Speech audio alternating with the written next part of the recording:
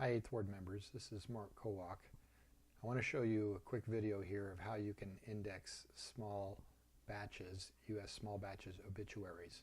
They go pretty quick and you can do these in anywhere from 10 to 25 minutes depending upon the batch. Just to show you, I'm going to move quickly on this to keep it to a minimum.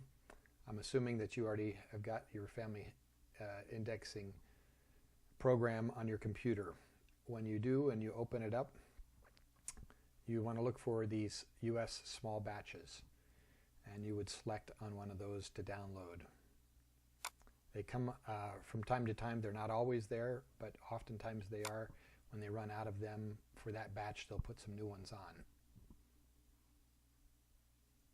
So we've downloaded this batch, and I'm going to go to this other one. That's the one that I just selected that I downloaded, but I'm going to go to this other one that I know is a little bit that I've been looking at already. So you open up this batch, and this will show you how quickly you can do these. First thing that you notice is you've got your header data and your form data. The header data is for information that applies to the entire document, and you will go in here and you have 5 options.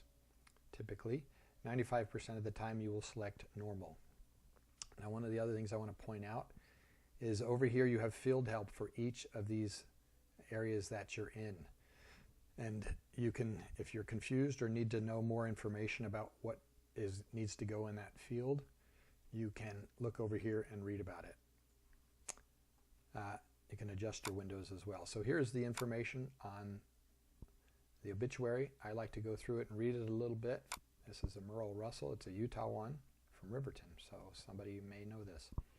So always with the header data, you have to go in. I got to select normal. You can also type the letter N, and it will do that automatically and fill that in for you as a shortcut, so you don't have to click on it.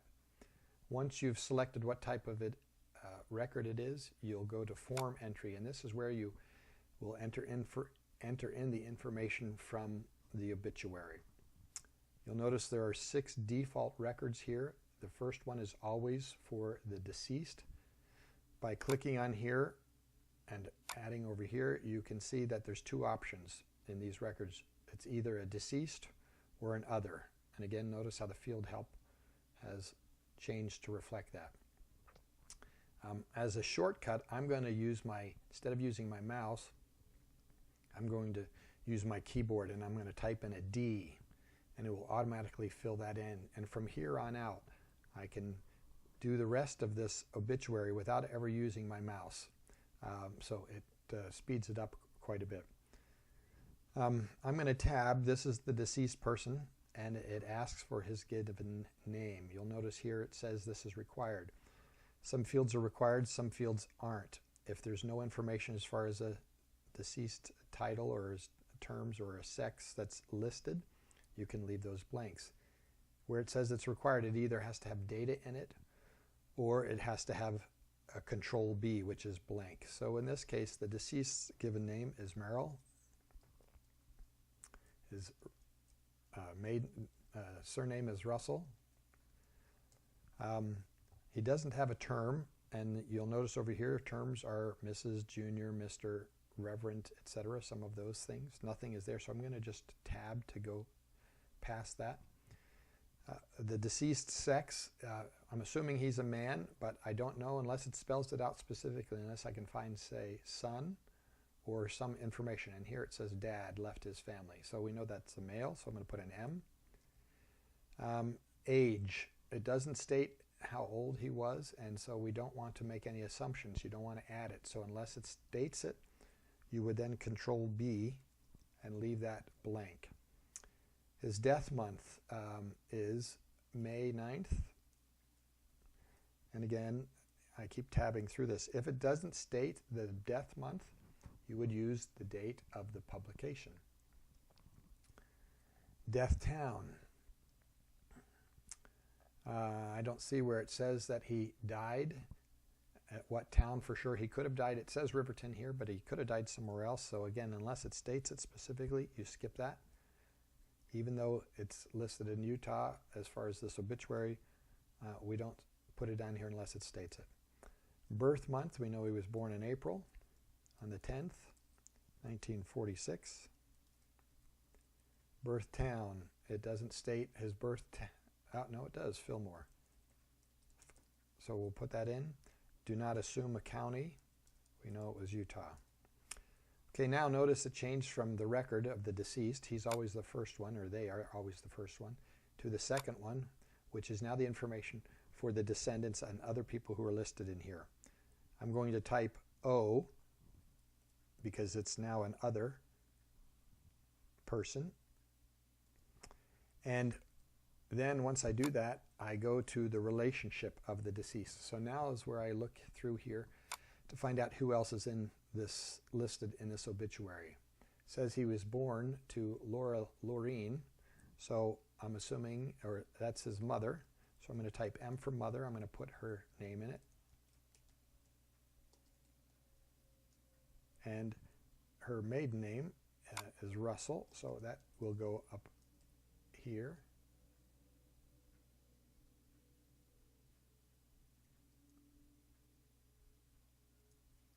Paxton, looks like.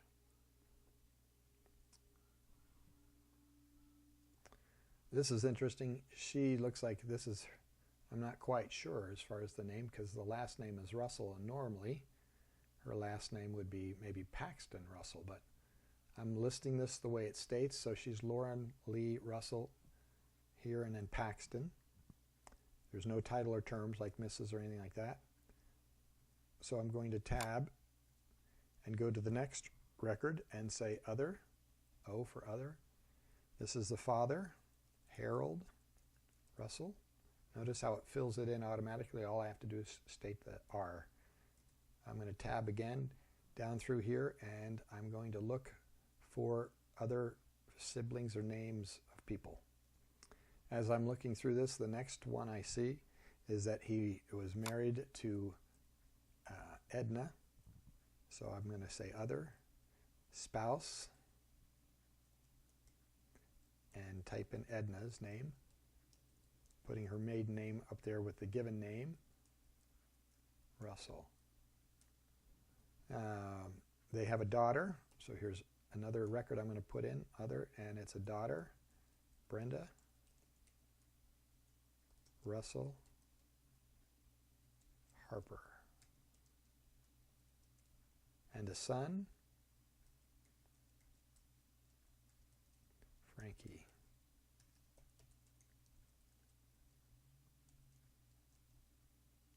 And 2 grandkids. Now notice, when you do a obituary, it defaults with 6 people, 6 lines, options.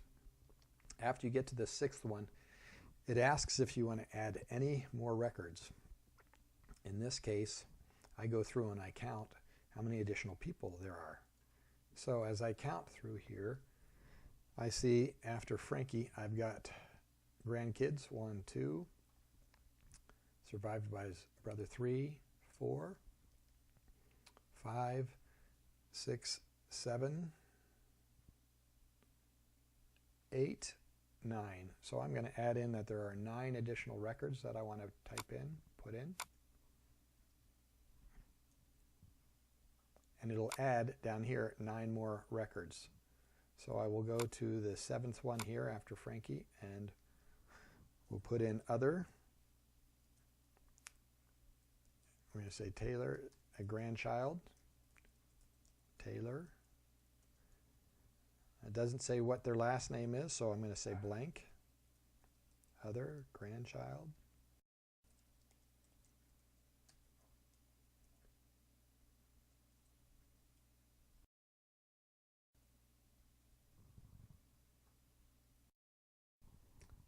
Okay, next we will go to his brother Dennis, other,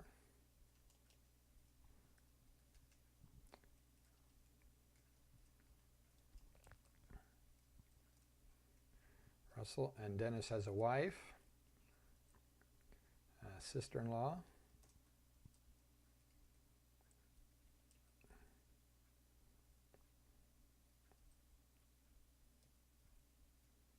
preceded, we've got his parents.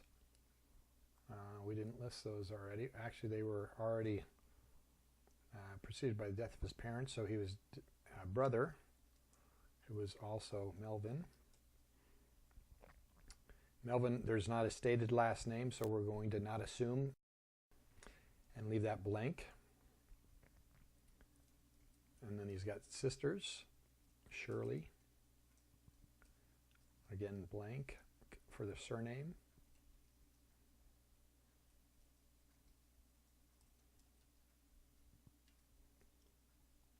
And then there are two other people that are non-relative that are mentioned. Solus. I don't have a last name, blank. And Brian.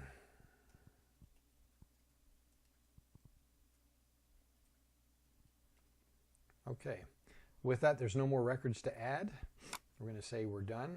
Now we're going to go to quality check. And if there's any names or different things that are unusual, it will highlight those. We know that this is the way it was spelled, so we'll put that in and say accept. And the same with this other name. And now our work is submitted. So basically, in 11 minutes, we were able to index a batch with 10 to 12 names. You can see how easily this can be done. So it's a great thing to be able to do when you have spare time. You can even stop and come back. These are easy to do. Don't know how long these small batches will be out there, but encourage you to go out and do some, and it would be a great help. Thank you for your time.